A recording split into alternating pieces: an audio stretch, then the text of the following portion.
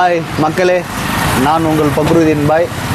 நீங்கள் புதுசாக பிரியாணி கடை வைக்கணுன்னா நான் சொல்கிற மெத்தடில் நீங்கள் பிரியாணி செய்யுங்க. அது எதனாலன்னா உங்களுக்கு பிரியாணி ருசியாகவும் இருக்கும், பிரியாணி சூடு ஆறாத அப்படியே இருக்கும், சுட சுட நம்ம பிரியாணி கொடுக்கலாம். அது எப்படின்னா வடி பிரியாணி தாங்க. அது பாருங்கள், நம்ம வடி பிரியாணியில் வந்து பார்த்திங்கன்னா கறி வந்து கீழே இருக்கும். கீழே இருக்கிறதுனால நம்ம எப்போ வேணாலும், புரியுதுங்களா, ஒன் சைடாகவே எடுத்துகிட்டு போகலாம். ஆவாவை ஒன் சைடாகவே எடுத்துகிட்டு போகலாம். அதனால் காலையில் 11 மணிக்கு இறக்கி ஈவினிங் 4 மணி வரலையும் நம்மளுக்கு அந்த சூடு குறையாது. கொஞ்சம் தூக்கி காமிப்பா கேமராவை, அப்படி காமி. இங்கே பார், நம்ம ஆவாவை சாப்பாடு ஒன் சைடாகவே எடுத்துகிட்டு போகலாம்.